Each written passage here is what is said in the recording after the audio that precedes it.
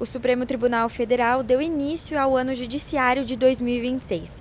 O presidente da corte, o ministro Edson Fachin, fez um longo discurso e anunciou que a ministra Carmen Lúcia seria a relatora do Código de Ética. A gente está aqui com a colunista Manuela Alcântara, do Metrópolis, que vai nos explicar um pouquinho mais sobre o que seria esse Código de Ética. Olá, o ministro Edson Fachin hoje anunciou que o Código de Ética do STF é uma prioridade para o STF. Durante a abertura do ano judiciário, o ministro Edson Fachin falou que a ministra Carmen Lúcia será a relatora desse processo e já marcou um primeiro encontro para que os ministros conversem sobre o tema. O ministro Edson Fachin vinha tratando aí de um código de conduta, nos últimos tempos, que ele quer tratar aqui na corte para poder aprovar junto aos ministros. Ele tem conversado internamente sobre esse código de conduta, mas agora ele segue todo esse processo com um código de ética. O primeiro encontro já previsto para discutir essa normatização vai ser no dia 12 de fevereiro. Os ministros vão almoçar aqui na corte mesmo. Edson Fachin convidou os outros 9 ministros que estão no STF hoje, A gente tem uma vacância aí da vaga do ministro Luiz Roberto Barroso, mas ele convidou todos os ministros para almoçarem aqui na presidência, que fica no 3º andar aqui do STF. Durante o discurso de abertura aqui do ano judiciário, Fachin pontuou todos os seus compromissos com a responsabilidade ética do tribunal e ele falou que reitera o compromisso ético que todos devemos ter no exercício das funções públicas. E ele também aproveitou para passar alguns recadinhos. Manu, você já adiantou a minha próxima pergunta.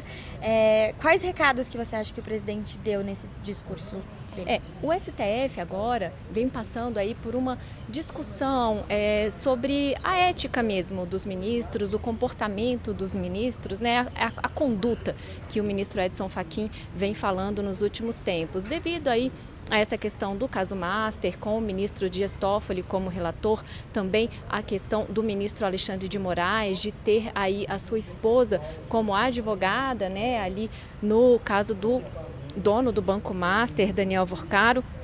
Então, ele falou sobre a questão de que momentos de adversidade exigem mais do que discursos. Então, o ministro Edson Fachin deixou claro que ele vai agir, ele não vai ficar inerte. O ministro tem um perfil muito discreto, Ele não gosta de falar publicamente, ele não gosta aí de se envolver em questões políticas, ele gosta de seguir mesmo pelo caminho do julgamento, de falar nos autos, mas nessa questão ele disse que não vai ficar inerte, que vai atuar e disse que esses momentos de adversidade pedem responsabilidade institucional, clareza de limites e fidelidade absoluta à Constituição. Manu, e você pode falar um pouco também sobre a importância da presença dos presidentes do Legislativo e também do presidente do Executivo Lula?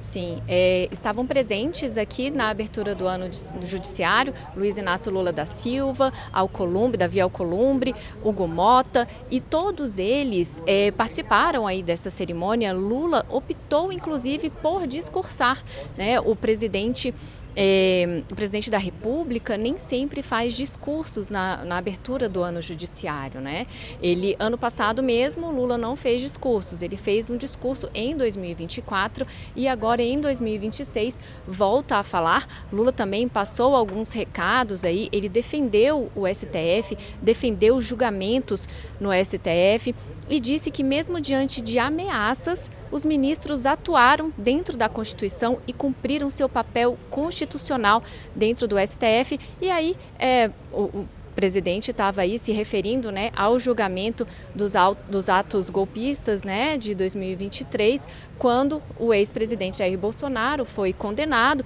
e houve toda aquela questão ali de uma atuação de Eduardo Bolsonaro nos Estados Unidos para que a corte não julgasse Jair Bolsonaro.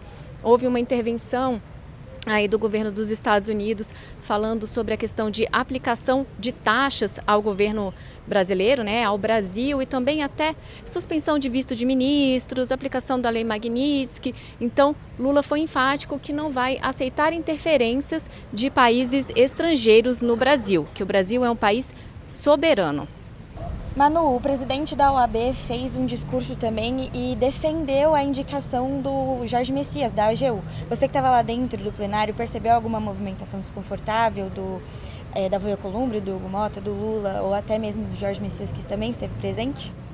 Não, o presidente da OAB, Beto Simonetti, ele falou sobre a questão da indicação de Messias, o parabenizou, né, disse que o espera como um defensor da democracia, da Constituição dentro do STF. Nesse momento não houve desconforto ali, os presidentes, né, dos três poderes ouviram ali o que o presidente da OAB tinha para dizer e aí é aguardada aí, né, essa questão de Jorge Messias para a vaga de Luiz Inácio Lula da Silva, e Beto Simonetti frisou bem a questão de que espera que Messias seja aprovado com louvor ali pela CCJ no Senado Federal.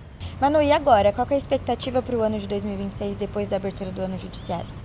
Agora, com a abertura do ano judiciário, os processos voltam a ocorrer normalmente, o plenário volta a julgar. A gente tem a expectativa para o ano de 2026 que sejam julgados casos emblemáticos, como aí a questão dos autores do assassinato de Marielle Franco, o motorista dela, e também a questão das emendas parlamentares, né? Hoje, sob relatoria do ministro Flávio Dino, esse tema deve vir à pauta e ser julgado, né, pelos ministros, e estamos também em ano eleitoral, então a gente tem muita coisa para ver aí no decorrer de 2026.